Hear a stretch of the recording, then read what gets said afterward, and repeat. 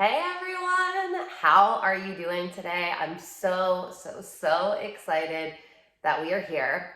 It's module 4 for I Don't Give a Fuck, and this program has just been so powerful. The person that, like, the woman that I've become, the business owner that I have become while birthing this program, there's almost words, or there's almost no words to describe it. One thing that I always say, and one thing that I've come to know, is if you're going to be a course creator, or if you're going to be a mentor, if you're going to be a coach, or even a healer, if you're going to help people with something, if you're going to create a program, if you're going to teach on something, you will have to embody a new depth of that knowledge so that it becomes more lived wisdom while you are teaching it. And I absolutely love this. It can be turbulent at first. Like, if you're not used to making programs yet, if you're newer to it, just like hold on tightly, because anything that you're going to teach on, anything that you're going to coach on, you're going to go through another another layer, another level. Basically, you're going to meet yourself at an edge, and sometimes we think that we've mastered something, and the universe is like, but let's go deeper. And you're like, oh, brace for impact.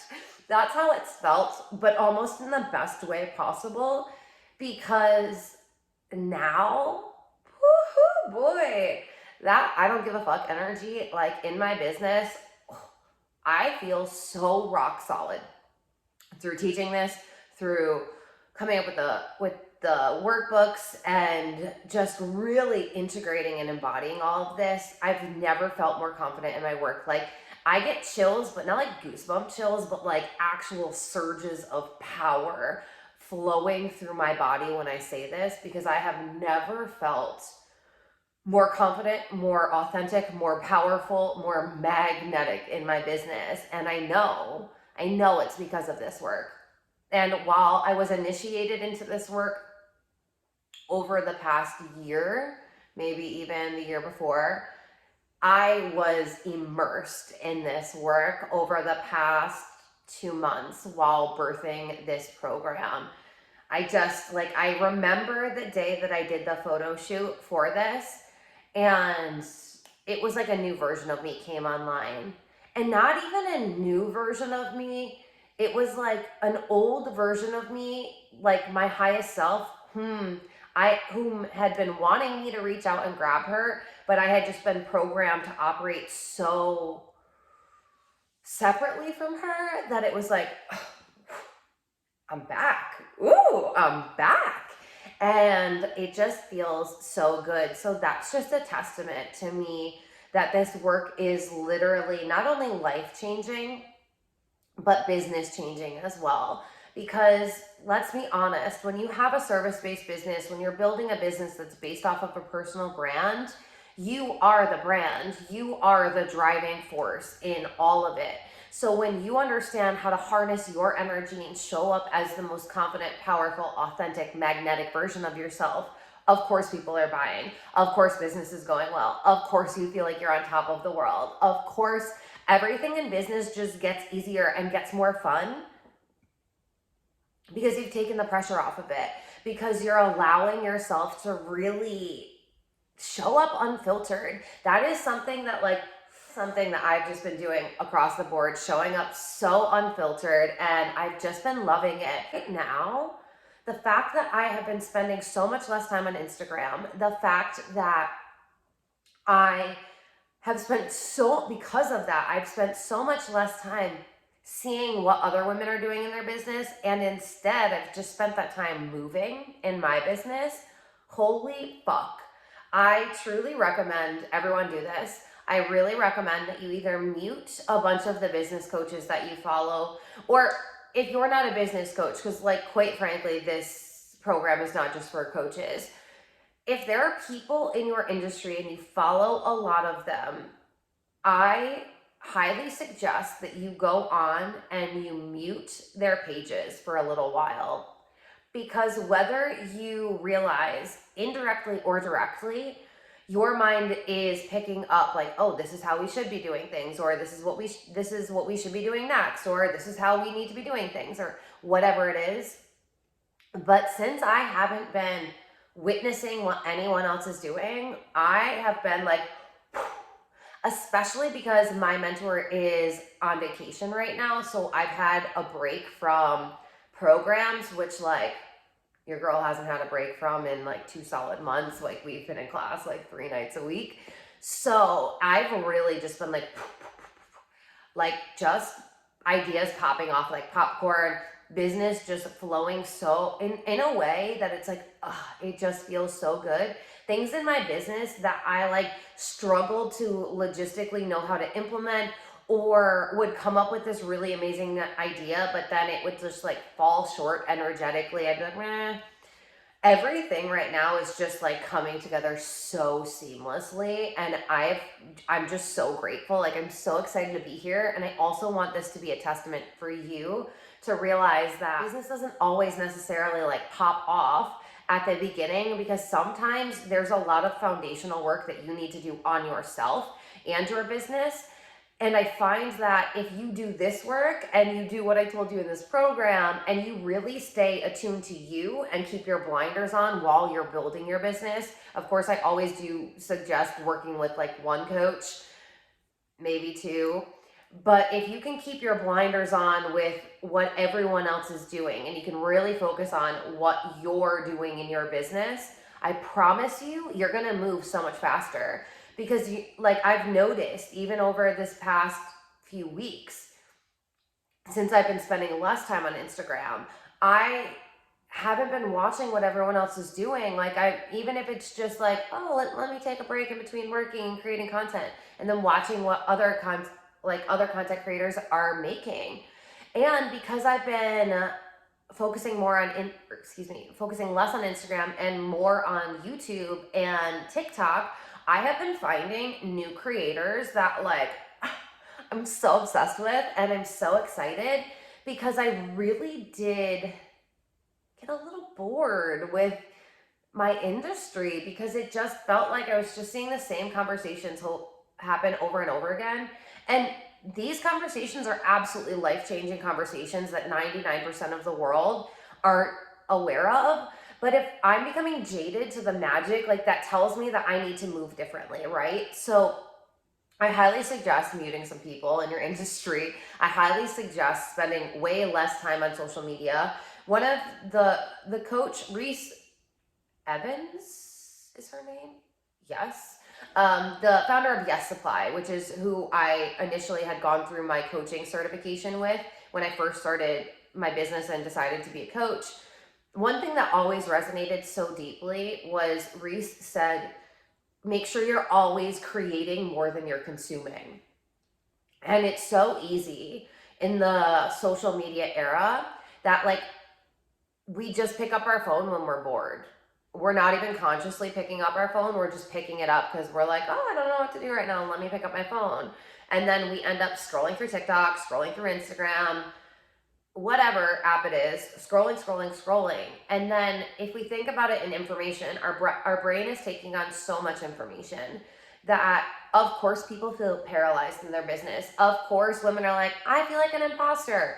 You are not going to normalize that conversation when you are done with this program. I think that I've talked about it in each and every module because I want to drive this home. The only reason you would feel like an imposter is if you are watching other people move more than you are moving yourself. If you're watching other people create more than you are creating yourself. If you're watching other women in business more than you're watching yourself in business. Oh, that's a really fucking good one. So, with all that being said, today, like this module, this one's gonna be spicy. Like, this is a module that if you are new to shadow work, buckle up because this is probably going to invigorate such a fire in your soul. And I love shadow work because while shadow work came from Carl Jung, and we're gonna get into it. I've really started developing my own energetic shadow work process and a really different way of approaching shadow work. Today we're going to be talking about the shadows of confidence. So shadow work, if you're completely new to this, is really you integrating all of the aspects of yourself. And the shadow is the dark side. It's the unconscious aspects. It's the aspects that we purposely hide and repress because we're ashamed of them. We feel guilty because society told us that it's not okay, whatever it is. So Carl Jung was, it's so crazy to me because I studied psychology since I was in 4th grade, I think, because I knew that there was something wrong with my brain, and I was like, we got to fix this. So I was always self-healing myself, and I was always going out of my way. If you don't know, fun fact, I thought I was going to be a psychotherapist for my life, but then I realized that talking about people's problems and listening to people's problems, like, that wasn't the way. So I kept venturing on, and then I fell in love with philosophy. But what's so interesting to me is when I was taking psychology classes in middle school, I was so fascinated with Carl Jung. I thought he was such a revolutionary mind. And of course, they would only teach us about his his contributions to psychology. And if you actually study Carl Jung, he was in psychology and then went super philosophical. And that is the work that we're not taught in school. Very interesting, right? Very interesting that they can consider him a founding father of psychology, but we're not going to actually teach you the entire depth of his body of work. We're going to take all of the spiritual, we're going to take anything that kind of challenges the status quo, and we're going to push that away like it's taboo, and we're going to kind of say that he lost his mind, so, we're only going to keep what's relevant because we like it. Perfect example of shadow work. Like, that's what we do. That's a collective shadow work process that just ends up happening. Like, we hide things behind this veil and we hope that if we push them back there, they're not going to be seen. We do the same thing with ourselves, right? So basically, shadow work is the work of you integrating your unconscious parts, making them conscious, actually sitting with them, examining them, looking at where they came from, really identifying if it's something useful to hold on to, and also understanding how people's shadows play out in society and in your life and how you're going to witness it. When I say how these play out in society, you might be like, what? I'm not really sure. So I'm going to give you an example from one of my favorite men in the planet. And I know that this is controversial. And if you're not a basketball fan, just stay with me. So LeBron James, LBJ, this man, the GOAT. I am obsessed. I love LeBron James. I fucking love LeBron James. I understand how many men hate the fact that I am so fucking knowledgeable about basketball. Played basketball for 8 years. It's my fucking favorite sport, but Aquarius ankles and celiac disease and like 16 breaks and sprains later, couldn't play sports anymore. So I live vicariously through LBJ. And 4 years, like when I used to work at the New York State, when I used to work for the New York State government, the agency doesn't matter, I actually keep LeBron James's stats on my whiteboard. We all had a whiteboard on our desk. And it was so funny because no women really cared. But men, they would notice when they would walk by because I sat in front of the purchasing manager. So it was like, listen, we handled contracts. Like we worked in contracts. We handled multi-million-dollar contracts. Like this woman was getting hit up a lot. So people would go down our aisle a lot. Cubicle land, so don't miss it. And the men would comment and they'd be like, are you serious? Like they'd be intrigued because men love women that love sports because they love sports. If they're a man that loves sports anyway.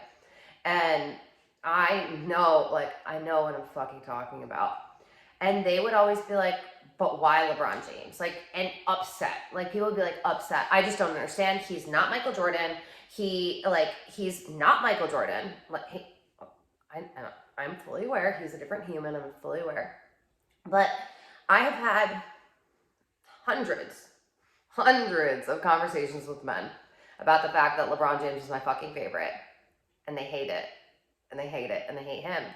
And it's always, like 100% of the time, the reason that they hate LeBron James is because of his attitude and because of his arrogance. And this is a topic I have been literally waiting to teach on for 20 plus years. I have always had such a different perspective on arrogance than everybody else, like everybody. So everybody, all the men, hate LeBron because they say that he's so arrogant. But is it arrogance if it's backed up? So I used to say back then when they would say, well, why are you keeping his stats? And I said, because every day that he plays, he's making history. He's breaking records every single day. Now, if you follow basketball, I get goosebumps because he is now the top scoring athlete in basketball. And boy, oh boy, was it like vindicated. You know that Dashboard Confessional song? So emo. But like, I was like, bro, like I told you this man was making history, breaking records. Like, did y'all not think that I knew what I was talking about? And it's so interesting to me because this man is a fucking legend. Without me being biased at all, he's a fucking legend. If you look at his career alone, he's a legend. And then the fact that he has given back and done so much for Akron, his hometown in Ohio, the amount he's given back to the Black youth, like pretty much like an underserved community. He has done so many things. And if we were to look at his score or his stats, we were to look at his history, the amount of championships he's had, the fact that he's in his 16th, 17th season and he's 36, 37, like, are you fucking kidding me? And he's still playing like very high up in his career. Like he just made the top scoring record. If you look at him on paper, he's the fucking GOAT. Like greatest of all time, if you don't know what that means. Yet, people don't like him because he's too arrogant.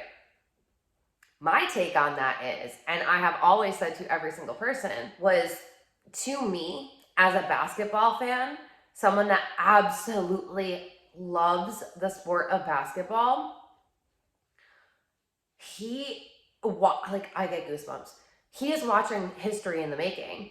Imagine being alive when the greatest of all time at something that you fucking love, or even if you don't love it, but even to be alive to see the greatest of all time do something, break records, break the greatest of all time record.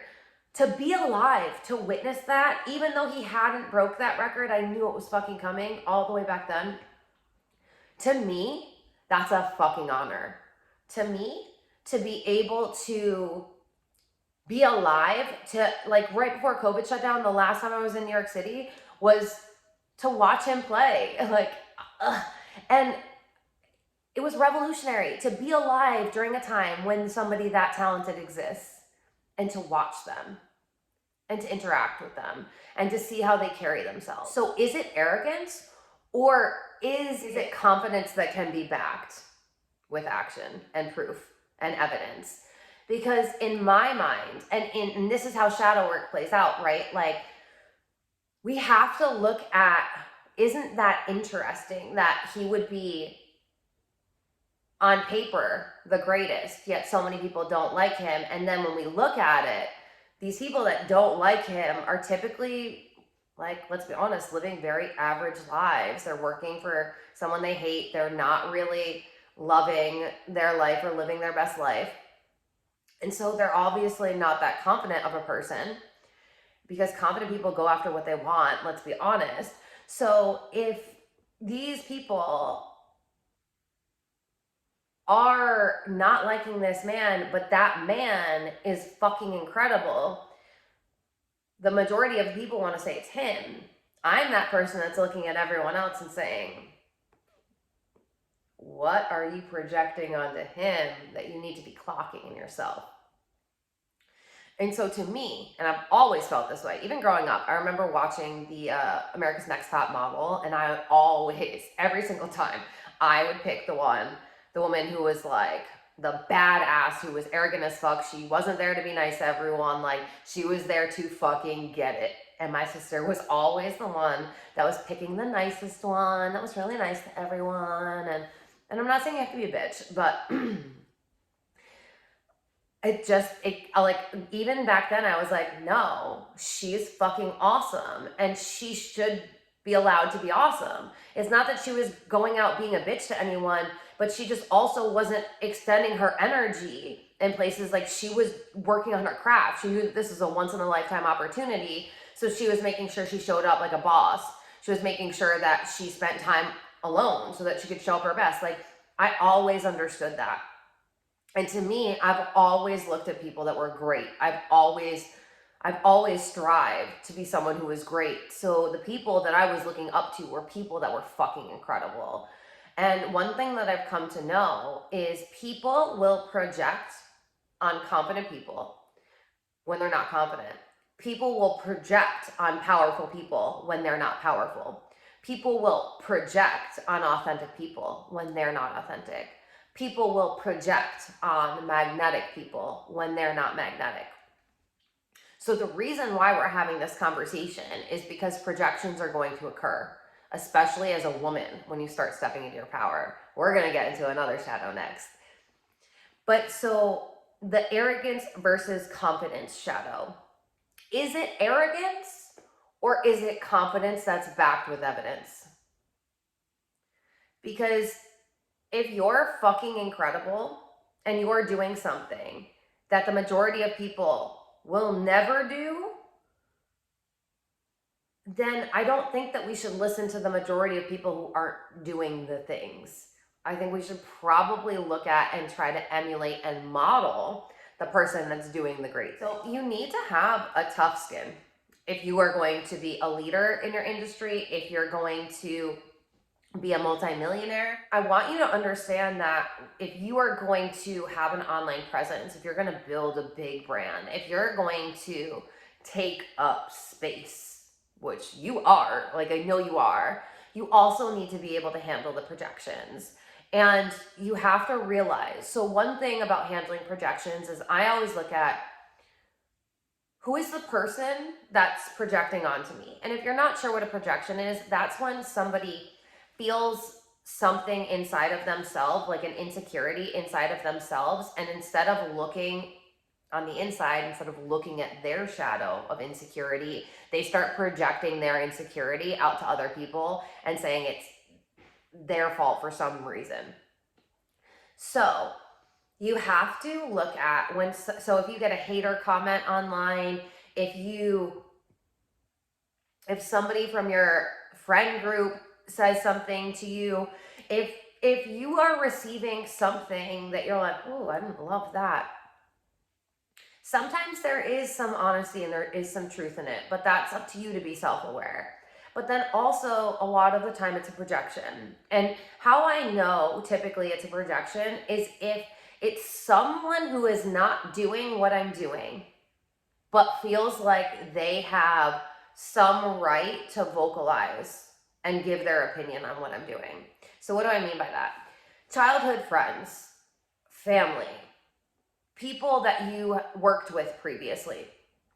If all of your friends, if everyone you know works in a 9-to-5, you're going to face a lot of projections from them when you're building your online business, when you're doing anything in the entrepreneurship world. They're going to project fear onto you. They're going to project their insecurity. They're going to project instability onto you. They're going to project all of these things. So we're not going to deal with like, this is the projections called. But I need you to understand that projections are something that are going to happen. So one thing to do is really look at, okay, like take some spaciousness and be like, okay, and it's kind of like, is this a me thing or is this a them thing? Without putting up blame. Like, it's not blaming, it's just, how am I moving with this information? Am I letting this information go because they were projecting at me and that's not my stuff to work on? Or is this an actual truth and there's something there and I need to sit with this and examine and maybe take some time to reflect and then pivot? This is the thing, is when you start becoming conscious about how you're living, everything just becomes so much useful feedback for you. So I want you to look at, like, when you start becoming confident, when you start taking up more space, when you start becoming more magnetic, when you start becoming more authentic, when you start becoming more powerful, if you start receiving projections from your best friend of 13 years or your sister or your friend group, I want you to ask yourself, are they projecting on me because they aren't in my world, don't understand what I'm doing? Or is it valid? And do I need to work with this?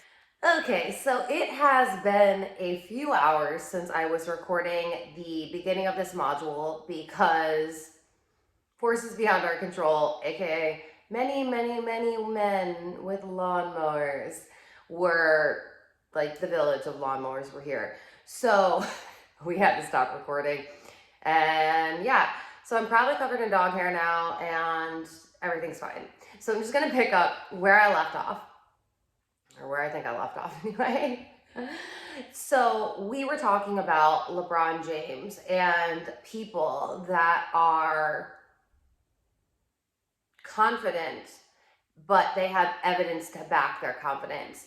And so many people project on them because they truly haven't actually developed confidence within themselves. So remember, a projection is when someone hasn't integrated something inside of themselves, so they are projecting it outwards into everyone else. And now the idea is, because if you actually wanted to do the work and clean it up, you would go inward. But the majority of us don't want to do that, so we project outward.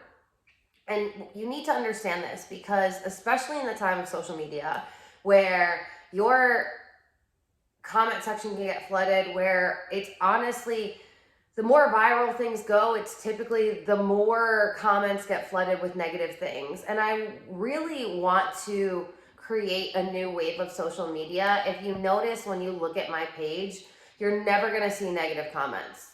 And I do that intentionally. I get that I hurt my algorithm by doing that, because you typically just want all of the comments. But I genuinely believe, in the age of Aquarius, we need to set a standard on what we allow in our online space. I consider my social media my store. And even though my website is my storefront, I consider my social media like a pop-up location, right? And if I were to have a pop-up that was a physical pop-up, or if I were to have a physical store location, I would have, because I am the queen of boundaries, I would have extremely strong standards for what I held in my store and for what I held my clients to, or customers to would be the better term if we had a physical store. We consistently see that, right? If you're gonna act out of line, you're gonna get kicked out. But in the age of social media, and I'm gonna attribute it to Facebook, because every negative thing that we've gained from social media, I'm gonna say originated from Facebook, and I'm gonna confidently say that. But I think that the Facebook, what do I want to call it? The Facebook calamity. Just call it the nature of Facebook, due to lack of a better term. But the nature of Facebook became highly politicized. It became very hateful. Like, the fact that they even put a dislike button, like, what are we doing here? They created a precedent for social media for people to act like assholes, and it gave them a permission slip to act like an asshole without having to take any accountability. Because if you walked around running your mouth like people do on social media, people would be getting their ass beat. Like, I don't know how else to put it. If you're in the South here, I'm pretty sure they would shoot your ass. But like in New York, you would get your ass fucking beat. But because Facebook created a precedent where it was okay for you to say whatever you wanted without having any accountability, we're still seeing that years later. It's so important for us to set the precedent now going forward. So I personally delete any negative comments, and it's not like, and I honestly don't read anything into it. Like I get that it's just the person projecting, so I don't take that on. But I also create a very cultivated space where I want there to be great vibes and I want it to have a great energetic presence. So if someone's going to say something that literally has nothing to do with anything that I'm saying, or if they want to play a victim in my comments because they're trying to seek free coaching, or they just want pity or sympathy, or like whatever it is, if somebody is playing out their shadowy bullshit in my comment section, I give myself permission to delete. And I'll typically block their ass, because here's the thing, is if you go out of your way to leave a negative comment, once, you're typically going to do it again. And here's the thing, is I'm here for the people that absolutely want to revolutionize their lives, but I also understand that in order to do this, you have to be self-aware. And if you don't want to be self-aware, which unfortunately that's what a majority of the collective is at, but we have to realize polarities. Like, polarities are helping us push this new paradigm forward.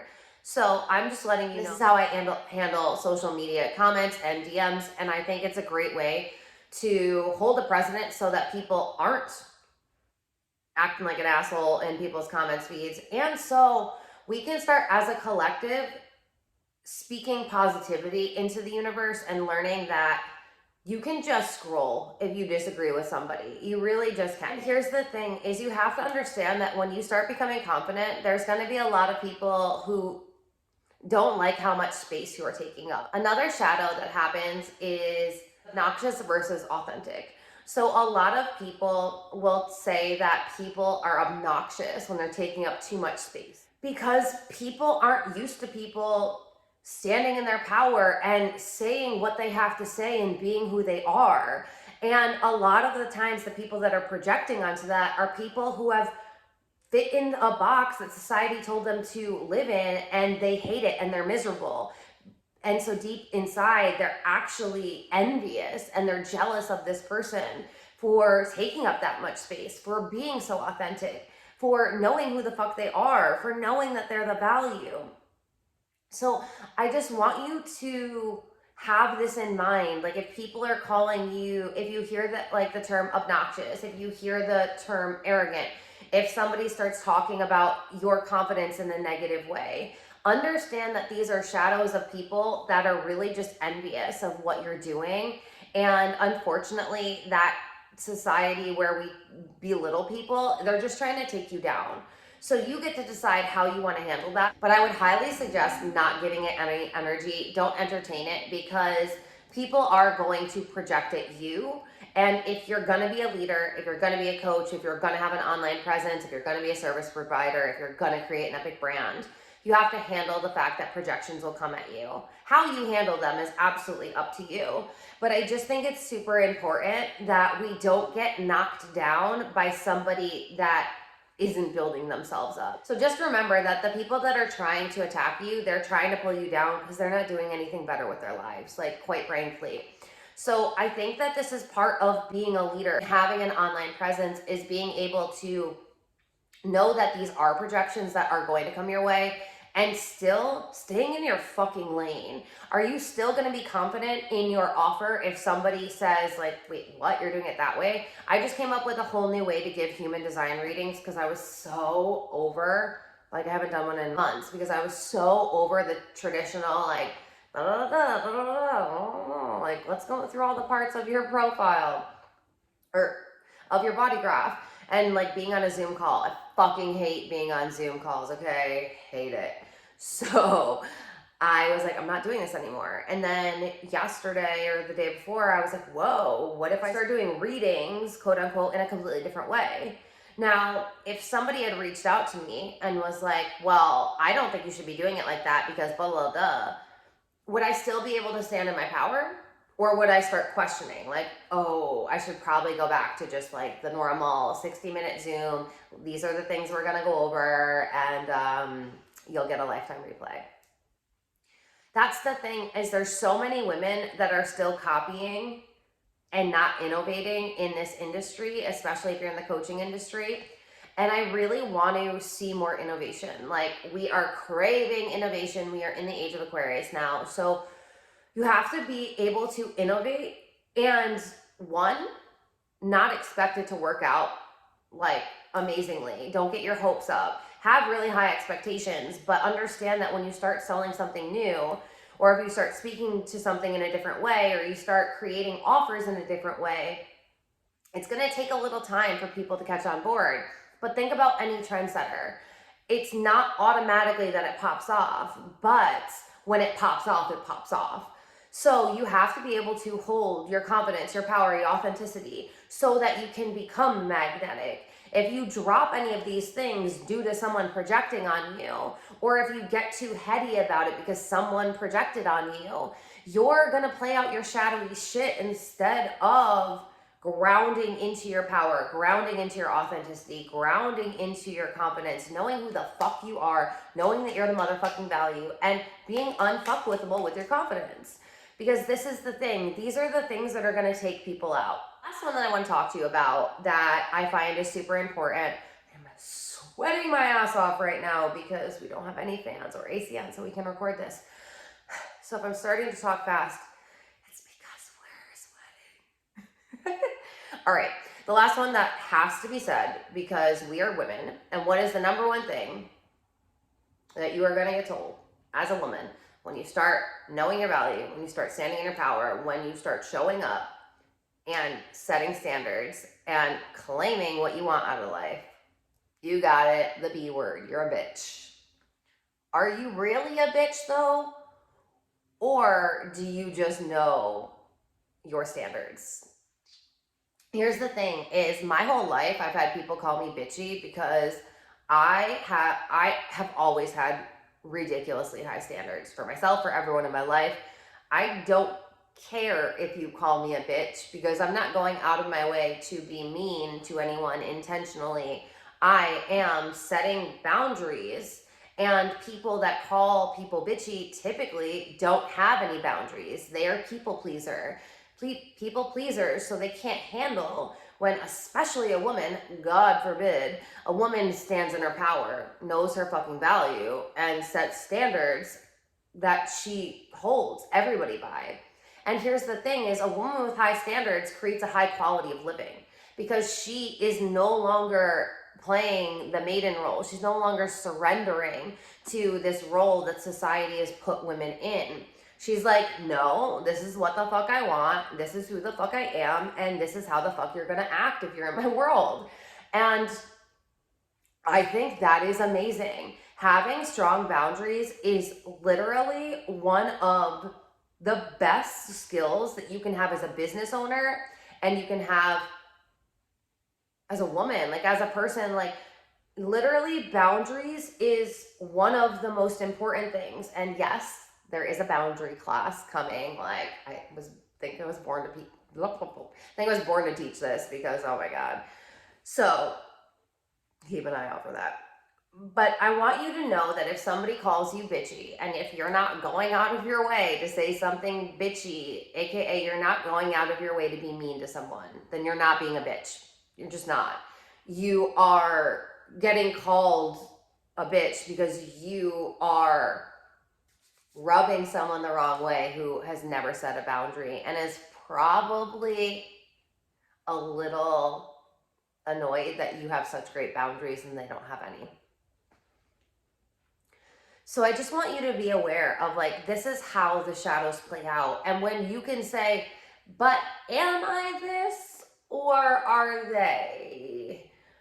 And when you can start, like, when you can start taking a moment to analyze, okay, is this a me thing or is this a them thing? Because if it's a me thing, then I'm going to take a step back and I'm going to do the work and I'm going to reflect on myself and I'm going to come back more confident than ever. But if it's a them thing, then I get to decide how I want this. Is this somebody I still want to have proximity with in my life? Is it somebody that's a complete stranger and they're just going out of their way to be an asshole? Is it someone in my family who I actually need to have boundaries with because the way they're coming at me is no longer appropriate for my new standards? There's so many things that we can get into. Like, the shadow work world is big. But I think that it's very, very crucial that we understand that you have to have a thick skin. Like, quite honestly, you have to have a thick skin.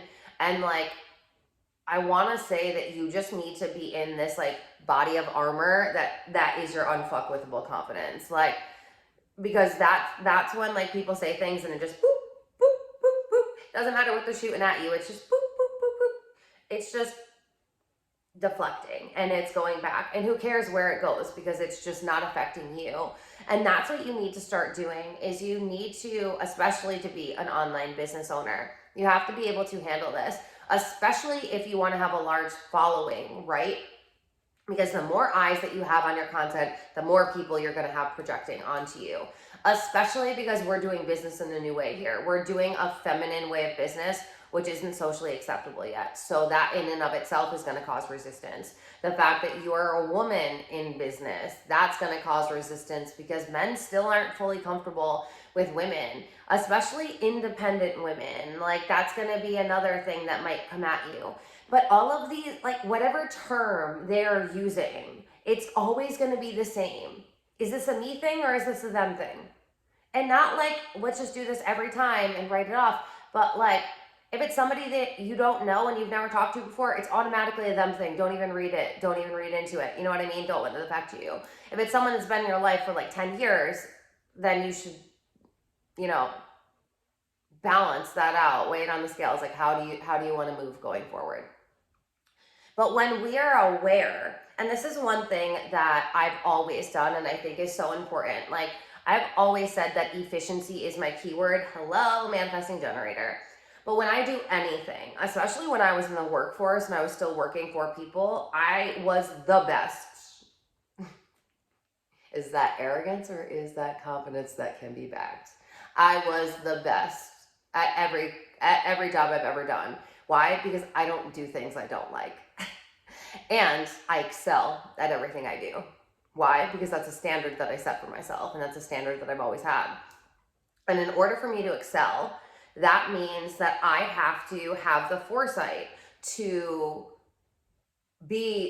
have eyes on like, this is totally me going back to my basketball skills, but for me to have eyes on what I'm doing and everything, like what's going on at this end of the court, what's going on down here, and to anticipate what can happen. And one thing that is going to be a huge skill for you to be a successful entrepreneur is being able to be in prevention mode instead of reaction, and even worse, damage control mode. Because when you can be in prevention and when you are basically preparing yourself for the situations that could occur, you're expecting the best, but you're being prepared regardless. And that's what shadow work can do in your business. When you know that these comments could come up, when you know that these situations could arise, are we like manifesting them daily? Are we thinking about them daily? No. But do we understand that being a business owner, these are situations in the online world, these are situations that are real life? Yeah. So it's like, how are you going to navigate them? How are you going to navigate a mean comment? How are you going to navigate an unsupportive comment? How are you going to navigate a message that you don't like? All of these things, especially if you're a coach, right? Because like, hello, your clients will project on you, especially if they haven't mastered, or they really are in like not even an intermediate stage of what you're helping them on. Just realize that, which is why high proximity, you should be very careful about who you put in your high proximity containers. But these are just things that I want you to think about, because sometimes a comment is going to be something that you're pretending deep down isn't really playing out in the background of your life. And then sometimes it is just someone saying something because of whatever their shit is. So I really want you to be a really well-rounded entrepreneur while you're building this business, while you're scaling your business, to understand that these are the things that can happen, to know how you're going to navigate them, and if you have a team, so that your team knows how to navigate them. And doing the shadow work in your business on yourself, that is really going to be a huge game changer for you, because your mind is creating your reality, right? And we know this with manifestation, we know this with our life, but we forget this so much with our business. So when you can set the standards that you want to live by, when you can trust that you're showing up confidently as yourself, when you can ground into your power and take up space, you're gonna be unstoppable. But in order to be unstoppable, you have to know how to navigate projections and shadowy shit that's coming up in your own mind and in your inner circle and collectively. So these are just some things I